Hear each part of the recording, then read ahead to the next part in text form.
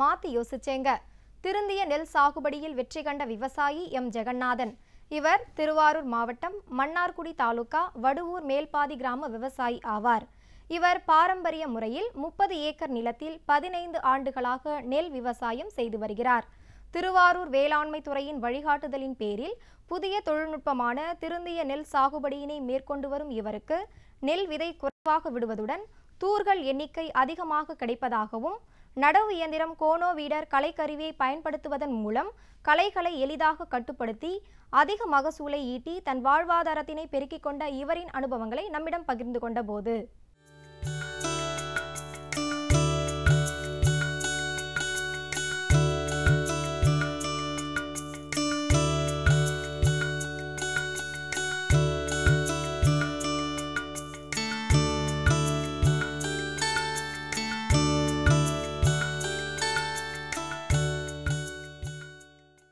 நான் 15 வருஷமாக விவசாயம் பண்ணிகிட்ருக்கேன்.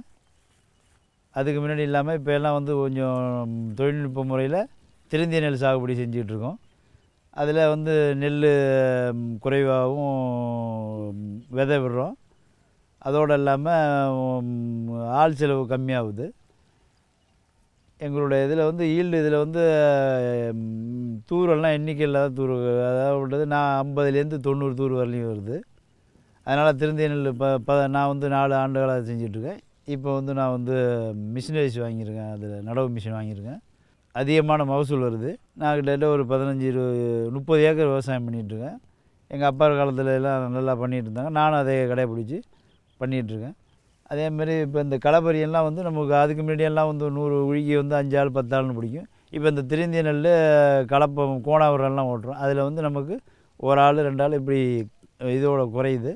அதுமாரி எல்லாம் எங்கள் கிராமத்தில் எல்லாருமே நெருக்கி இந்தமாரி நிறைய பேர் திருந்திய நெல் நிறையா பண்ணியிருக்காங்க என்னை பார்த்து. அதேமாரி பெரிய பெரிய விவசாயம்லாம் நிறையா பண்ணிகிட்ருக்காங்க. இந்த பெரிய விவசாயம்லாம் பக்கத்தில் இருக்க விவசாயம்லாம் என்ன அணுகி எப்படி பண்ணணும் போகணுன்னு கேட்டு நல்லா பண்ணிகிட்ருக்காங்க. நான் ரொம்ப இதில் ரொம்ப இன்வால்மெண்ட்டாக விவசாயத்தில் ரொம்ப அதிக பங்கு எடுத்துக்குவேன். என்னுடைய இதே ஒரு இதாக எடுத்துக்கிட்டு செஞ்சிகிட்ருக்கேன். இது அதனால் நான் அதிக மகசூல் எடுக்க நான் என்னுடைய இது எல்லாருக்கும் தெரியும். என்னோட விரிவாக்க பணியாளர்கள் எனக்குலாம் ரொம்ப இது ஊக்கமாக இது தந்துக்கிட்டுருக்காங்க. நான் பொதுவாக பார்த்திங்கன்னா இப்போ நாங்கள்லாம் அது 14 நாளில் நாங்கள் பாயில் விட்டு அதை பறித்து மிஷினில் வச்சு 14 நாளில் நட ஆரம்பிச்சிடுவோம். அந்த 14 நாள் நடுறப்போ நம்ம அதுக்கு முன்னாடி எல்லாம் நடவாள் ஒரு 100 ஏக்கருக்கு 15 ஆள் வேணும். இப்போ எல்லாம் நம்ம ஒரு மணி நேரத்தில் 1 ஏக்கர் நட்டுருது. அதனால் 2 லிட்டர் பெட்ரோல் இந்தமாரி தான் ஆகுது. அதில் களை பறிக்கிறதோ அந்தமாரிலாம் நாங்கள் கோணாவூர் நல்லா கலப்பையை ஓட்டி ஆளை வச்சு லேபர்ஸ் எல்லாம் வச்சு நல்லா ஓட்டி அதை சுத்தமாக வச்சுருக்கோம். அதில் அதிக மகசூல் வருது. அதோடு இல்லாமல் நெல் மணி நம்ம அதுக்கு முன்னாடியெல்லாம் 1 ஏக்கருக்கு ஒரு மூட்டை 30 கிலோ 50 கிலோன்னு விடுவோம். இப்போ எல்லாம் அதுமாரி கிடையாது. 8 கிலோ 10 கிலோ இந்தமாரி விட்டாலே 1 ஏக்கர் நடவாகிடுது எங்களுக்கு. அதில் நிறைய மிச்சப்படுது. அந்தமாரி பண்ணுறப்ப நாங்கள் தொழு உரம்லாம் அதிகமாக போடுவோம். அதோடு இல்லாமல் ரசாயன உரமும் போடுவோம். இந்த நடுறப்போ நம்ம 3/4 அடி வச்சு நடுவோம். நடவு அந்த மாதிரி கணக்கில் மிஷினை வச்சு நட்டுக்கிட்டு போவோம். கரெக்டாக வயல்லாம் நல்லா சமமாக பண்ணி நல்ல முறையில் தண்ணி இல்லாமல் நல்லா பண்ணுவோம். அதுக்கு களைக்கொல்லியெல்லாம் போட்டு பக்குவமாக செஞ்சுருவோம். 15 நாளில் உரம் கொடுத்துருவோம். அதுக்கப்புறம் இப்போ உரம் கொடுத்துட்டு திருப்பி கோணாவூர் 15 நாளில் ஓட்ட ஆரம்பிச்சிடுவோம். திருப்பி 30 நாளில் ஒரு உரத்தை கொடுத்துட்டு திருப்பி கோணாவூர் ஓட்டிடுவோம். இப்படி 2 டைம் நாங்கள் கோணாவூர் ஓட்டுறோம். அதனால் எண்ணிக்கை அந்த தூரோட எண்ணிக்கை அதிகமாகுது. அதனால் நல்ல மகசூல் நமக்கு நல்லா கிடைக்குது. மாற்றி யோசிச்சேங்க. புதுக்கோட்டை மாவட்டம் வனத்துறையின் வன விரிவாக்க மையத்தின் ஆலோசனையோடு வேளாண்மையில் புதிய வழியாக பொருளாதார தேடுதலை மரக்கன்றுகள் வளர்ப்பதன் மூலம் மரங்களை வளர்ப்பதன் மூலமும் தனக்கும் தன்னை சுற்றியுள்ள பகுதிக்கும் பயனுள்ளதாக அமைத்து கொள்ள வேண்டும் என்ற எண்ணமுடன் குமிழ்மர சாகுபடி மற்றும் மர நாற்றுக்களை விற்றும் வேளாண்மையும் செய்து வரும் புதுக்கோட்டை மாவட்டம் அன்னவயல் கிராம விவசாயி திரு ஆ ரவிச்சந்திரன் அவர்களை சந்தித்த போது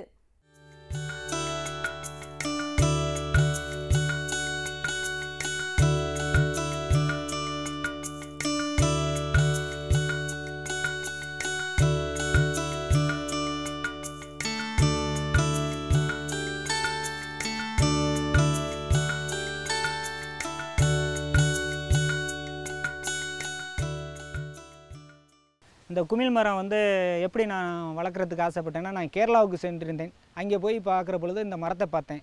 இந்த மரம் வந்து கப்பல் கட்டுற மரம்னாங்க. இதை நம்பி நான் வாங்கி வந்து ஒரு 120 கன்று போட்டேன். அது ஒரு 8 வருஷத்தில் ஒரு மரம் ஒரு டன் ஆயிடுச்சு. அந்த மரத்தை வந்து ஒரு 18 மரத்தை விற்றேன். 1,80,000 ரூபாய்க்கு விற்றுச்சு. அதை பார்த்ததும் நான் வந்து விவசாயத்தில் வேறு விவசாயத்தில் எதுக்கும் பெனிஃபிட் இல்லை அப்படின்ட்டு இருக்கிற இடமெல்லாம் இப்போ வந்து 3 ஏக்கர் போட்டிருக்கிறேன். இந்த மரம் வந்து எதுக்கு பயன்படுதுனாக்க பென்சிலுக்கும் பயன்படுது, ப்ளைவுட்டுக்கு பயன்படுது, கிரிக்கெட் மட்டைக்கு பயன்படுது, தலைக்கு வந்து இந்த கருப்பாக வர்றதுக்கு பயன்படுது.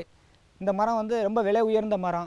ஒரு ஏக்கரில் வந்து 240 மரம் பயிரிடலாம். அந்த ஒரு ஏக்கர் மரமும் 8 வருஷம் எல்லாத்துலேருந்து 10 வருஷத்துக்குள்ள 20 லட்சம் ரூபா மதிப்பீடு. இந்த இதை வந்து நான் அடுத்தவங்களுக்கு சொல்லி கேட்கல. இதை நேரடியாக நான் அந்த 18 மரம் வித்தத்துலேருந்து கணக்கு பண்ணி தான் நான் இப்போ 3 ஏக்கர் பயிரிட்டுருக்கிறேன். இந்த மரத்தை பார்த்து ஒரு 10 பேர் போடுவாங்க அப்படின்னு சொல்லிட்டு 10 பேருக்கு ஏற்பாடு பண்ணி போட்டும் கொடுத்துருக்குறேன். நாமக்கல்லில் போட்டு கொடுத்துருக்குறேன், விழுப்புரத்தில் போட்டு கொடுத்துருக்குறேன். இப்போ உள்ள காலகட்டத்துக்கு லேபர் சார்ஜ் குறையுது. இந்த மரம் வந்து இலை வந்து மாட்டு தீவனத்துக்கு பயன்படுது. மாடு திங்குது. அதில் உள்ள அதில் உள்ள தலைகளை இலை திங்குது. அந்த பழங்கள் வந்து ஜூஸுக்காக பயன்படுது, உடல் ஆரோக்கியத்துக்கு பயன்படுது.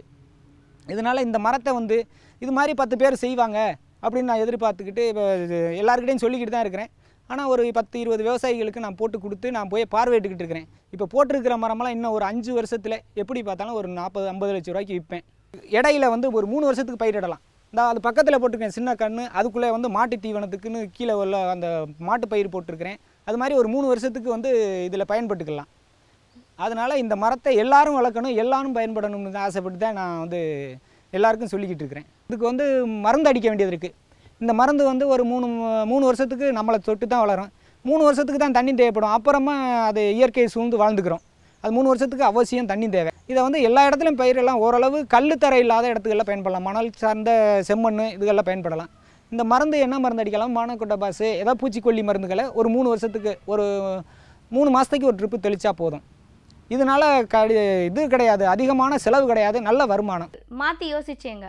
திருவண்ணாமலை மாவட்டம் தேசூர் கிராம விவசாயி பி. ராமகிருஷ்ணன் பொறியியல் பட்டம் பெற்று கணினி துறையில் பணியாற்றிய இவர் கால்நடை வளர்ப்பில் தனது சக நண்பர்களுடன் இணைந்து தமிழ்நாடு கால்நடை மருத்துவ அறிவியல் பல்கலைக்கழக பயிற்சி மற்றும் ஆராய்ச்சி நிலைய வழிகாட்டுதலோடு பால் பண்ணையினை அமைத்துள்ளார். அதற்கு தேவையான பயிற்சி மற்றும் ஆலோசனைகளை இந்நிலையத்தின் மூலம் பெற்று செம்மையாக பால் பண்ணையினை நடத்தி வரும் இவரின் அனுபவங்களை கூற கேட்டபோது,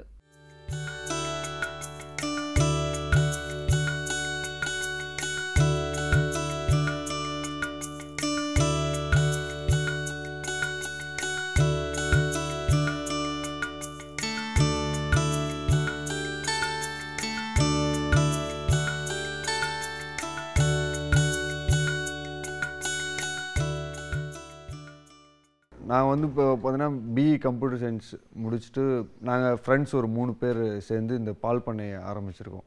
நாங்கள் எல்லாமே பிஇ கம்ப்யூட்டர் சயின்ஸ் படிச்சுட்டு சாஃப்ட்வேர் ஃபீல்டில் ஒர்க் பண்ணிவிட்டு அதுக்கப்புறம் நாங்கள் எங்களுக்கு அப்போலேருந்தே எங்களுக்கு ஒரு பேசிக் திங்கிங் நாங்கள் வந்து ஒரு டெய்ரி ஃபார்ம் ஸ்டார்ட் பண்ணணும்னு சொல்லி அப்புறமே தான் எங்களுக்கு தமிழ்நாடு கால்நடை மருத்துவ ஆராய்ச்சி பல்கலைக்கழகம் வந்து இங்கே திருவண்ணாமலையில் இருந்து அவங்க ட்ரைனிங் கொடுத்துட்டு இருந்தாங்க இங்கே. ஸோ அவங்ககிட்ட போய் நாங்கள் கைடன்ஸ் கேட்டோம், எப்படி என்ன பண்ணணுன்ற மாதிரி, இப்போது அடுத்த லெவல் போகிறதுக்கு என்ன பண்ணணும் அப்படின்ற மாதிரி எல்லாமே அவங்க வந்து பயிற்சி அதுக்கெல்லாம் கொடுத்துட்ருந்தாங்க. நம்ம இந்த கறவை மாடு வளர்ப்பு பார்த்திங்கன்னா இதில் வந்து ரொம்ப ரொம்ப கேர் இதுக்கு வந்து முக்கியமான ஒரு விஷயம் இருக்குது. எல்லா விஷயமும் வந்து அந்த டைமிங்கில் வந்து நமக்கு நடக்கணும். காலையில் நம்ம வந்து நாங்களே வந்து ஒரு ஷெட்யூல் மாதிரி வச்சுருப்போம். காலையில் வந்து ஒரு 5:30 மில்கிங் ஸ்டார்ட் பண்ணோம், 6:30க்கு மில்கிங் வந்து முடிக்கணும். கவு டங்க் க்ளீனிங் வந்து கரெக்டாக 1/2 hourல முடிக்கணும். அதுக்கப்புறம் அந்த எல்லா க்ளீனிங் ஒர்க்லாம் முடிச்சிட்ட பிறகு வந்து கான்சன்ட்ரேட் ஃபீடு வந்து ஃபஸ்ட்டு இனிஷியலாக நம்ம கொடுத்துருவோம். அதுக்கப்புறமா வந்து க்ரீன் ஃபாடர் கொடுப்போம் ஒரு 1/2 hour கழிச்சு. ஸோ க்ரீன் ஃபாடரை முடிச்சுட்டு அடுத்து ட்ரை ஃபாடர் ஒரு 5 kg கொடுப்போம். கொடுத்து முடிச்சிட்ட உடனே அதுக்கப்புறமா வந்து மாடை வந்து க்ளீனிங் ஒர்க்கெல்லாம் கம்ப்ளீட் பண்ணிவிட்டு ஃபுல்லாக அந்த க்ளீன் பண்ண வாட்டர் எல்லாமே இங்கே எங்கேயுமே இங்கே எங்கேயுமே வந்து தேங்கக்கூடாது. எல்லாமே அதுக்குண்டான ஸ்லோப்பாக வச்சு தான் நாங்கள் வந்து ஷெட்டு கட்டியிருக்கோம். ஸோ இது எல்லாமே ஒரு இடத்துல போய் சேவ் ஆகி ஒரு ஸ்லரி டேங்க் ஒன்று வச்சுருக்கோம். ஸோ அதில் எல்லாமே போய் கலெக்ட் பண்ணிட்ட பிறகு அது வந்து ஒரு 2-3 days ஒன்ஸ் வந்து அது ஃபுல்லாக ரொம்ப அது 20,000 liter கெப்பாசிட்டி ஒன்று ஸ்லரி டேங்க் அது ரொம்பிட்ட பிறகு அதை எடுத்து நாங்கள் ஃபீல்டுக்கு பாய்ச்சும் போது வந்து எங்களுக்கு இன்னும் நல்ல ரிசல்ட் கிடச்சிது. இதில் வந்து நாங்கள் ஃபஸ்ட்டு என்ன பண்ணோன்னா கொஞ்சம் எல்லாத்தையும் வித்தியாசமாக என்ன பண்ணணும்னு நாங்கள் யோசிச்சப்போ வந்து சிங்க்ரனைசேஷன் சொல்லி ஒரு கான்செப்ட் நாங்கள் வந்து ஃபஸ்ட்டு வந்து நாங்கள் ட்ரை பண்ணோம். சிங்க்ரனைசேஷன் என்னென்னா பார்த்தீங்கன்னா, ஒரு 15 மாடை வந்து ஒரே டைமுக்கு வந்து பருவத்துக்கு கொண்டு வர வைக்கிறது. ஸோ அது இங்கே நம்மளோட மருத்துவர் வச்சு அவங்க எல்லாமே பண்ணி கொடுத்தாங்க நமக்கு. சிங்க்ரனைசேஷனில் வந்து எங்களுக்கு வந்து எல்லா மாடும் அட் அ டைமுக்கு பருவத்துக்கு வரும்.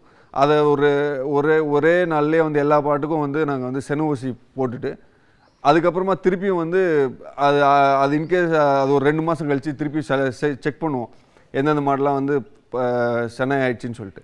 செனை ஆகாத மாடெல்லாமே வந்து பார்த்திங்கன்னா அதே டேட்லேயே பருவத்துக்கு வரும். ஸோ அதனால் நம்ம பருவத்துக்கு வர்றது செக் பண்ணுறது எங்களுக்கு ரொம்ப ஈஸியாக இருந்தது.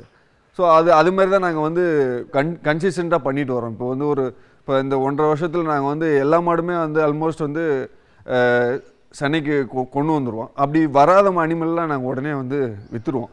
ஏன்னா அது நம்ம வச்சுட்டு நம்ம வந்து தீனி போடுறது எல்லாமே நமக்கு வந்து காஸ்ட் ஆஃப் இது வந்து இன்க்ரீஸ் பண்ணும் நமக்கு. ஸோ அது வந்து நமக்கு லாஸ் ஆகிறத தடுக்கிறதுக்காக அந்த அனிமல்லாம் நாங்கள் வந்து கொடுத்துருவோம் உடனே. இதில் அடுத்த கட்டமாக பார்த்திங்கன்னா வந்து இதில் வந்து நோய் மேலாண்மை இது வந்து ரொம்ப ரொம்ப முக்கியமான ஒரு விஷயம். ஏன்னா எல்லா டெய்ரி ஃபார்ம்லேயும் வந்து நோய் வந்து ரெகுலராக வரக்கூடியது தான் அது. ஸோ அது வரக்கூடியது எப்படி நம்ம ப்ரிவெண்ட் பண்ணுறதுன்னு பார்த்திங்கன்னா, ஒன்று வந்து இந்த நமக்கு பேசிக்காக வரக்கூடியது வந்து மடிநோய் வந்து எங்களுக்கு வந்து எப்படி ஃபஸ்ட் இனிஷியலாக நாங்களும் அந்த விஷயம்லாம் ஃபேஸ் பண்ணோம். ஸோ நாங்கள் வந்து இந்த ஃப்ளோரிங் வந்து அதுக்கப்புறம் ரொம்ப சுத்தமாக வச்சுக்க ஆரம்பித்தோம். ஸோ அது வச்சுக்க ஆரம்பிச்சுட்டு அதுக்கப்புறம் பொட்டாசியம் பர்மாங்கனேட்டோட சொல்யூஷன் வந்து நாங்கள் மில்கிங்க்கு முன்னாடி பின்னாடி எல்லாமே யூஸ் பண்ணிகிட்டு இருந்தோம். அதனாலே எங்களுக்கு வந்து ஓரளவுக்கு அந்த வராமல் நாங்கள் கொஞ்சம் கண்ட்ரோல் பண்ணோம். ஆனால் ஃபுல்லாக 100% வராதுன்னு சொல்ல முடியாது. மேக்ஸிமம் நம்ம வந்து தடுக்கிறது வந்து அந்த க்ளீனிங் மூலிமா அதை நாங்கள் தடுத்தோம். எல்லாமே ஆர்வமுள்ள இளைஞர்கள் வந்து இதுக்குள்ளே வரலாம், தைரியமாக வரலாம். இதில் வந்து எங்கள் ஃபார்மு கூட வந்து விசிட் பண்ணலாம்.